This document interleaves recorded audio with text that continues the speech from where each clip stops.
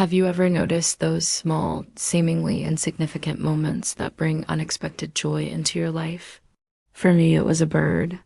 Not just any bird, but a special little visitor who taught me a profound lesson about life, loss, and the enduring power of hope. This is the story of the bird who always came to sing. It all started on a quiet spring morning.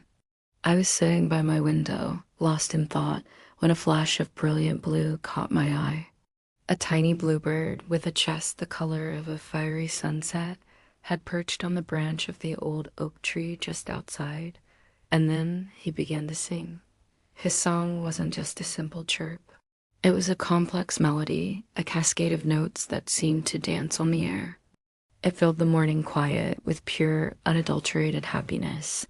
From that day on, he became a regular.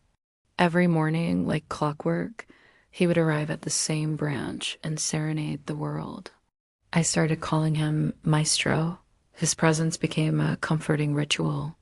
No matter how my day was going, whether I was stressed from work or just feeling a bit down, his song was a reminder that there was still beauty and music in the world.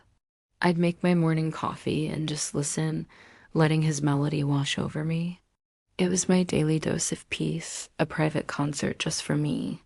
My friends thought I was a little eccentric, getting so attached to a wild bird. But they didn't understand. Maestro wasn't just a bird. He was a symbol. He represented consistency in a world that often feels chaotic. He was a beacon of cheerfulness, singing his heart out without asking for anything in return. I started to learn more about bluebirds, their habits, their calls. I even put out a special bird feeder, hoping to make his visits even more comfortable. And he seemed to appreciate it, often hopping down for a quick snack before resuming his concert. Over the seasons, I watched him. Through the bright, lazy days of summer, his song was a vibrant soundtrack to the long, sunlit hours.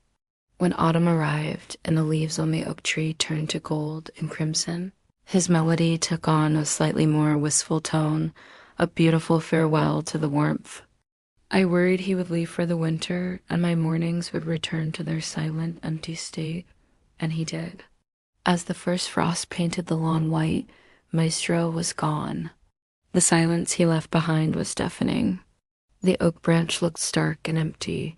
My morning ritual felt incomplete. I missed his brilliant blue feathers, but most of all, I missed his song. The winter felt longer and colder that year.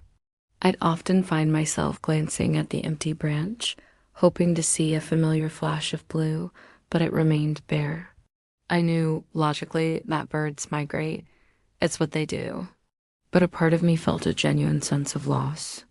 It's funny how we can form connections with the most unexpected beings. He had become a small but significant part of my life's fabric. I wondered where he was, if he was safe, if he was singing his beautiful song for someone else in a warmer land. Winter eventually began to loosen its grip. The snow melted, the first green shoots pushed through the soil, and a sense of renewal filled the air. And with that renewal came a flicker of hope. I started watching the oak tree with renewed anticipation. Every chirp from a distant bird made my heart leap, only to settle back down when I realized it wasn't him. Then one morning, it happened. I was pouring my coffee, the morning still gray and cool, when I heard it, a familiar crystal clear melody. I rushed to the window, my heart pounding. And there he was, perched on the exact same branch, his blue feathers looking even more vibrant against the pale morning sky. Maestro was back. He tilted his head and let out a stream of notes so joyful, so full of life, it was as if he was announcing his triumphant return. I can't even describe the wave of relief and happiness that washed over me. It was more than just a bird coming back. It felt like hope itself had returned. It was a promise that after every long, cold winter, spring will always arrive.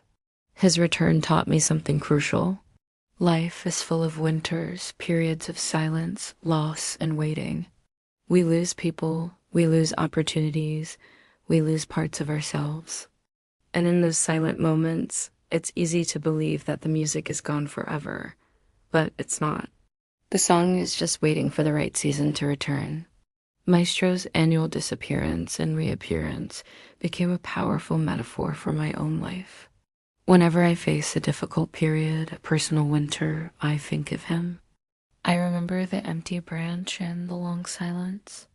And then I remember the morning he returned and the explosion of song that came with him. It reminds me to have faith, to be patient, and to know that joy, like my little bluebird, will always find its way back. It might not be on our schedule, but it will come. This little bird, with his simple, beautiful song, taught me that resilience isn't about avoiding the winters of life, but about having the faith to wait for the spring. It's about knowing that even in the deepest silence, a new song is waiting to be sung. His melody is a constant reminder that no matter how dark the quiet gets, hope is always perched on a branch, just waiting for the right moment to fill the world with music again. So the next time you feel like you're in a long, cold winter, just listen. Listen for the faint melody of hope. It might just be a little bird practicing his song, waiting to return. Thanks for listening to my story. If it resonated with you, I do love it if you desubscribe for more reflections on the small wonders of life. See you next time.